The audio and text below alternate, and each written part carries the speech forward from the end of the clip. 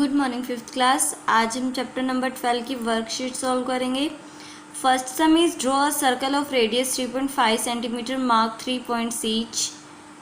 आपको एक circle draw करना है 3.5 सेंटीमीटर रेडियस का और 3 पॉइंट इसके इंटीरियर में मार्क करने हैं। 3 पॉइंट उसी सर्कल के ऊपर मार्क करने हैं और 3 पॉइंट आपने उस सर्कल के एक्सटीरियर यानी बाहर की साइड मार्क करने हैं।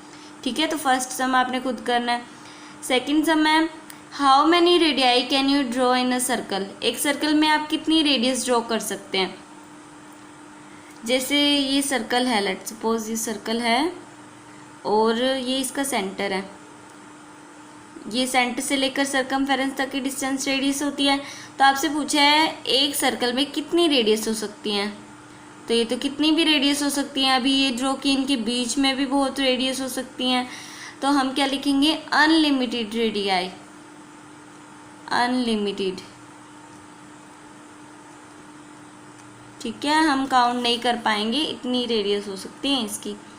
Third some is if the radius of a circle is 4 centimetre long, find the length of its diameter. अगर सर्कल की रेडियस 4 सेंटीमीटर लॉन्ग है तो इसका डायमीटर की लेंथ क्या होगी। तो आप लिखोगे length of radius 4 centimetre, length of diameter 2 into radius. Radius का ट्वाइस होती है, डायमीटर रेडियस का ट्वाइस होता है। तो इसको 2 से मल्टीप्लाई करेंगे तो 8 सेंटीमीटर, डायमीटर कितना हो जाएगा 8 सेंटीमीटर। फोर्थ सम इज से whether the following statements are true और फॉल्स। ये स्टेटमेंट्स ट्रू हैं या फॉल्स हैं।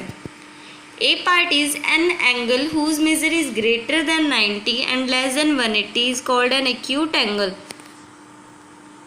एक ऐसा एंगल जिसका मेजर 90 और 180 के बीच में है वो एक्यूट एंगल होता है। एक्यूट एंगल तो 90 से छोटे वाले होते हैं, जो 90 और 180 के बीच में होते हैं उन्हें तो ऑब्ट्यूज बोला जाता है ना। दैट मीन्स ये स्टेटमेंट क्या है, फॉल्स है। B part is an angle whose measure is less than 90 degree is called an acute angle. एक ऐसा एंगल जिसका मेजर 90 से कम है उसे एक्यूट एंगल बोलेंगे। Of course this statement is true. C part is two angles the sum of whose measures are 90 degree. दो ऐसे एंगल जिनका सम करने पर हमें 90 डिग्री मिले आर कॉल्ड कॉन्ग्रुएंट एंगल। उन्हें क्या बोलते हैं, कॉन्ग्रुएंट एंगल बोलते हैं। नहीं, जिनका सम 90 डिग्री होता है उन्हें कॉम्प्लीमेंट्री एंगल्स बोला जाता है। ठीक है, कॉन्ग्रुएंट एंगल नहीं बोला जाता। That means this statement is false. Fifth sum is what are the differences between a line and a line segment. Line और लाइन सेगमेंट के बीच में क्या डिफरेंस होते हैं। लाइन का सिंबल क्या होता है और लाइन सेगमेंट का ये सिंबल होता है। लाइन में कोई भी हमें एंड पॉइंट नहीं पता होता, इसको दोनों साइड से एंडलेसली एक्सटेंड किया जा सकता है, लेकिन इसके हमें दोनों के दोनों एंड पॉइंट पता होते हैं। जब इसके हमें कोई भी एंड पॉइंट ही नहीं पता तो क्या आप इसकी लेंथ मेजर कर लोगे, नहीं।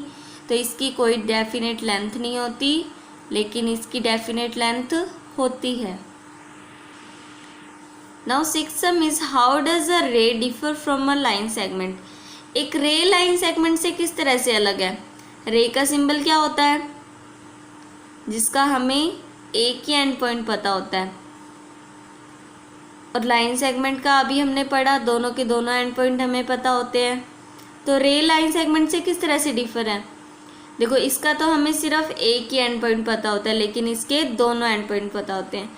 जब इसका हमें एक एंड पॉइंट पता है, दूसरा पता ही नहीं, तो फिर क्या आप इसकी लेंथ मेजर कर लोगे, नहीं कर पाओगे ना। तो इसकी लेंथ डेफिनेट नहीं होती, लेकिन इसकी लेंथ डेफिनेट होती है, क्योंकि दोनों के दोनों एंड पॉइंट हमें पता है तो हम इसकी लेंथ को मेज़र कर पाएंगे, लेकिन इसकी लेंथ को मेज़र नहीं कर सकते।